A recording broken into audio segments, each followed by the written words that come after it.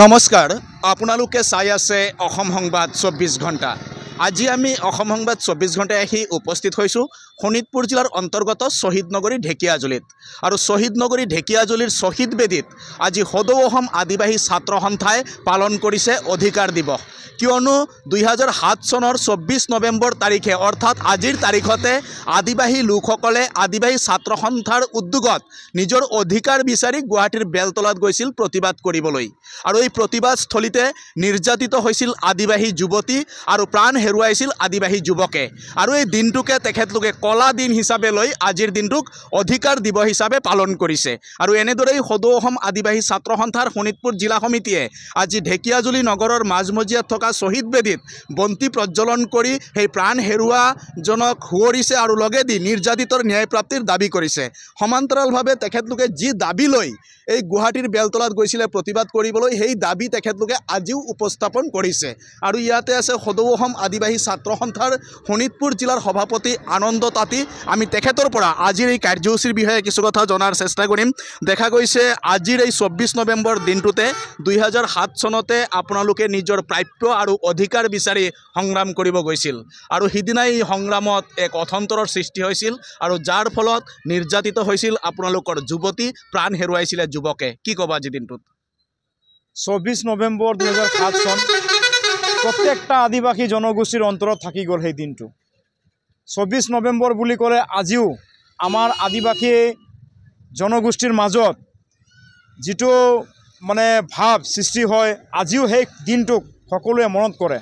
আৰু আদিবাসী ছাত্ৰ সন্থাই এই 24 নৱেম্বৰ দিনটোকে কলা দিৱস হিচাপে আৰু অধিকাৰ দিৱস হিচাপে আমি পালন কৰি, আৰু আজি আদিবাসী ছাত্ৰ সন্থা শোণিতপুৰ জিলা সমিতিয়ে শ্বহীদ নগৰী ঢেকীয়াজুলিত 24 নৱেম্বৰ 2007 চনত যিসকল আমাৰ মাজত আমাৰ সাংবিধানিক অধিকাৰ বিচাৰি অসমৰ যি ৰাজধানী গুৱাহাটীত নিজৰ প্ৰতিবাদ সাব্যস্ত কৰিবলৈ ওলাই আহিছিলে আদিবাসী ছাত্ৰ সন্থাৰ প্ৰতিষ্ঠাপক সভাপতি প্ৰয়াত জাচিন লাকৰাৰ নেতৃত্বত, সেইখন প্ৰতিবাদত আমাৰ মাজৰ পৰা চেমচন লগৰী যি আমাৰ কাৰ্বি আংলঙৰ জিলাৰ আছিলে, তেখেতসকলে নিজৰ প্ৰাণ আহুতি দিবলগীয়া হ'ল। সেইসকল ব্যক্তিক আজি আমি শ্ৰদ্ধাৰে সুঁৱৰিছোঁ।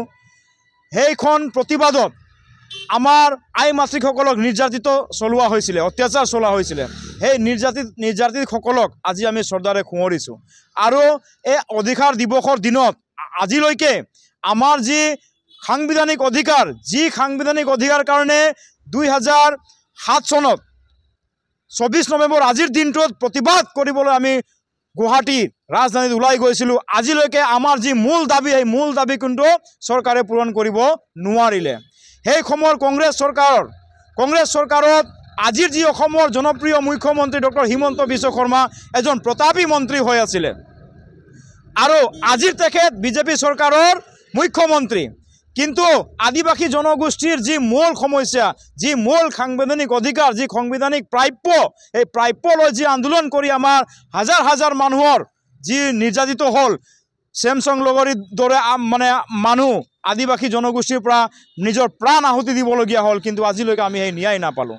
গতিকে আজিৰ এই শ্ৰদ্ধাঞ্জলি অনুষ্ঠানৰ পৰা আমি ডক্টৰ হিমন্ত বিশ্ব শৰ্মাক আহ্বান জনাব বিচাৰিছোঁ। আদিবাসী ছাত্ৰ সন্থাই অহা 25 তাৰিখৰ পৰা আপোনালোকৰ যি কেবিনেট অধিৱেশন, যি শীতকালীন অধিৱেশন আৰম্ভ হ'ব, সেই শীতকালীন অধিৱেশনত আদিবাসীৰ জনগোষ্ঠীৰ যি অধিকাৰ, আদিবাসী জনগোষ্ঠীৰ যি সাংবিধানিক প্ৰাপ্য, আদিবাসীসকলক অতি শীঘ্ৰে অনুসূচীকৰণৰ যি মৰ্যাদা প্ৰদান কৰিব লাগিব, এই দাবী কিন্তু আপোনালোকে উত্থাপন কৰিব বুলি আমাৰ দৃঢ় বিশ্বাস। নহ'লে আদিবাসীসকলক আপুনি কৈছে যে চাহ শ্ৰমিকসকলক মাটিৰ পট্টা দিম বুলি কৈছে, এতিয়া আমি আদৰি জনাইছোঁ, কিন্তু আমাৰ মূল দাবী হৈছে আদিবাসীসকলক অনুসূচীকৰণৰ যি মৰ্যাদা প্ৰদান কৰিব লাগিব। আৰু আপোনালোকে কংগ্ৰেছ চৰকাৰে আমাক ইমান বছৰ যি নিদিয়া, সেই ফল কংগ্ৰেছ চৰকাৰে ইতিমধ্যে পালে। আপোনালোকে দেখিলে বেলতলা ঘটনাৰ পিছত কংগ্ৰেছ চৰকাৰ আদিবাসী জনগোষ্ঠীয়ে বয়কট কৰিলে। তাৰ পিছতে বিজেপি চৰকাৰ যেতিয়া আহিলে, বিজেপি চৰকাৰে কৈছিলে যে আদিবাসীসকলৰ যি প্ৰাপ্য অনুসূচীকৰণৰ যি মৰ্যাদা প্ৰদান কৰিম বুলি কৈছিলে। আমাৰ দৃঢ় বিশ্বাস, এই যে কেবিনেট অহাকালিৰ পৰা যি কেবিনেট আৰম্ভ হ'ব, আমি ভাবিছোঁ আদিবাসীসকলে আশা আৰু ভৰসা আছে যে এইবাৰ আদিবাসীসকলৰ যি অনুসূচীকৰণৰ মৰ্যাদা আদিবাসীসকলে নিশ্চয় পাব। যদি নিদিয়ে কিন্তু 26ৰ নিৰ্বাচনৰ কাৰণে আদিবাসী জনগোষ্ঠী বিজেপি কিন্তু উচিত শিক্ষা দিব, এইটো কিন্তু স্পষ্ট কথা। হয়, ইতিমধ্যে শুনিলে আজিৰ এই অধিকাৰ দিৱসৰ পৰাই তেখেতলোকে হুংকাৰ দিছে, যদি চৰকাৰে তেখেতলোকৰ যিসমূহ দাবী লৈ গুৱাহাটীত এই আন্দোলন হৈছিলে, এই আন্দোলনৰ যি দাবী, এই দাবী আজিও দাবী হৈ থাকিল। সেইকাৰণে এই দাবী সোনকালে পূৰণ কৰক চৰকাৰে, অন্যথা 2026ৰ নিৰ্বাচনত কিন্তু আদিবাসী ছাত্ৰ সন্থাই বিধি পথালি দিব এই বিজেপি চৰকাৰক। আৰু তেনেকুৱা আজি তেখেতলোকে হুংকাৰ দিছে। আৰু ইয়াতে আছে আদিবাসী ছাত্ৰ সন্থাৰ শোণিতপুৰ জিলাৰ উপসভাপতি, আমি তেখেতৰ পৰাও কিছু কথা জনাৰ চেষ্টা কৰিম। কি ক'ব আজিৰ দিনটোত চমুকে? হয়, বিশেষকৈ আমি 2005 চনৰ আজিৰ দিনটো 24 নৱেম্বৰ তাৰিখ অভিশপ্ত দিনটো আমি কেতিয়াও পাহৰিব নোৱাৰোঁ। সেই দিনটোত আমাৰ সঁচাকৈ আজিৰ তাৰিখত মনত পৰিলে মানে আমাৰ বুকুখন কঁপি উঠে। সেই দিনটোতে আমাৰ কিমানজন মানে মা ভনীৰ ওপৰত অত্যাচাৰ চলোৱা হৈছিলে। সেই সময়ত আমাৰ জনগোষ্ঠীৰ যিসকল নেতৃত্ব লৈছিলে, বিশেষকৈ আমাৰ আদিবাসী ছাত্ৰ সন্থাৰ পৰিয়াত সভাপতি জাষ্টিন লাকৰাদেৱৰ নেতৃত্বত সেইখন আন্দোলন হৈছিলে গুৱাহাটীৰ বেলতলাত। সেই আন্দোলনত যিসকল ব্যক্তি আমাৰ মাজত যি আমাৰ মাই ভনীৰ ওপৰত যি অত্যাচাৰ চলোৱা হ'ল, আমি সেই সময়ত আমাৰ যি দাবী আছিলে, আদিবাসীসকলৰ অনুসূচীকৰণকে ধৰি মাটিৰ পাট্টাকে ধৰি চাহ শ্ৰমিকৰ দৈনিক মজুৰি, সেইখিনি দাবী লৈ আন্দোলন কৰা হৈছিলে। সেই দাবীখিনি আজিৰ তাৰিখতো চৰকাৰখনে কংগ্ৰেছ চৰকাৰে পূৰণ নকৰিলে, কিন্তু বৰ্তমানৰ বিজেপি চৰকাৰখনো পূৰণ কৰা নাই। আৰু আমি জানো সেই সময়ৰ কংগ্ৰেছ চৰকাৰৰ প্ৰভাৱশালী মন্ত্ৰী এজন আছিলে হেমন্ত বিশ্ব শৰ্মা ডাঙৰীয়া। তেখেতে বৰ্তমান বিজেপি চৰকাৰৰ মুখ্যমন্ত্ৰী। তেখেতে জানেই যে আদিবাসী জনগোষ্ঠীয়ে সেই সময়ত তেওঁলোকৰ সাংবিধানিক অধিকাৰখিনিয়ে তাতে মানে আন্দোলনৰ গণতান্ত্ৰিক আন্দোলন দি বিচাৰিব গৈছিলে, কিন্তু তেখেতসকলক যি ধৰণে অত্যাচাৰ কৰা হ'ল আৰু বৰ্তমান সময়ত আদিবাসী ছাত্ৰ সন্থা সেইখিনি একে দাবীকে মানে কাৰণে আজি আন্দোলন কৰিবলগীয়া হৈছে। কিন্তু বৰ্তমান সময়ত মুখ্যমন্ত্ৰী দেৱ আজি আমাৰ আদিবাসী জনগোষ্ঠীৰ যিখিনি দাবী আছে সেইখিনি পূৰণ নকৰে, তেনেহ'লে কংগ্ৰেছ চৰকাৰে যি ধৰণে প্ৰত্যুত্তৰ পালে বিজেপি চৰকাৰে অনাগত দিনত পাব, এইটো খাটাং কথা। ইয়াত আৰু কোনো ধৰণৰ মানে কিবা নাই। আদিবাসী জনগোষ্ঠীয়ে বৰ্তমান সময়ত জানে গোটেইখিনি কথা, এইখিনি। হয়, ইতিমধ্যে শুনিলে বিজেপিয়ে যদি এতিয়া তেখেতলোকৰ দাবী পূৰণ নকৰে, তেতিয়াহ'লে কংগ্ৰেছৰ দৰেই দশা হ'ব বিজেপিৰ। আজি এই হুংকাৰ আদিবাসী ছাত্ৰ সন্থাৰ। আৰু ইয়াতে আছে অসম চাহ জনজাতি ছাত্ৰ সন্থাৰ নেতৃত্ব, তেখেতৰ পৰাও আমি চমুকে কিছু কথা জনাৰ চেষ্টা কৰিম। 24 নৱেম্বৰ অভিশপ্ত দিন বুলি আমি আদিবাসী ছাত্ৰ সন্থাই কলা দিৱস ঘোষণা কৰিছে। আমি 24 নৱেম্বৰ তাৰিখটো মনত আহিলে বুকুখন কঁপি উঠে।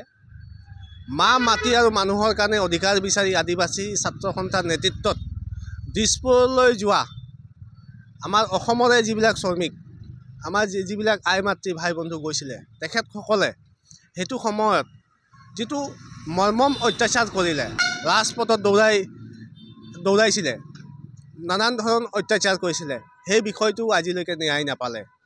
তো ইয়াৰ পৰা আজি অসম চৰকাৰক আমি আহ্বান জনাব বিচাৰোঁ, চৰকাৰ আহিছে গৈছে, আপোনালোকে 24 নৱেম্বৰ অভিশপ্ত দিনটো যদি ন্যায় নিদিয়ে, আদিবাসী ছাত্ৰ সন্থাৰ নেতৃত্বত যোৱা সমদলকাৰীসকলক বিচৰা অধিকাৰ যদি আজিও প্ৰদান নকৰে, অনাগত 26 চনত কিন্তু তাৰ বাবে সাজু থাকিবৰ কাৰণে অসম চাহ জনজাতি ছাত্ৰ সন্থাৰ তৰফৰ পৰাও সকিয়নি প্ৰদান কৰিছে। হয়, ইতিমধ্যে শুনিলে আদিবাসী ছাত্ৰ সন্থাই যেনেকৈ সকিয়নি দিছে 2026ক লৈ, একে স্থিতি আজি অসম চাহ জনজাতি ছাত্ৰ সন্থাৰ। আৰু চৰকাৰে তেখেতলোকৰ যি দাবী, এই দাবীৰ ক্ষেত্ৰত কেনেধৰণৰ ব্যৱস্থা গ্ৰহণ কৰে সেয়া সময়ত লক্ষণীয় হ'ব।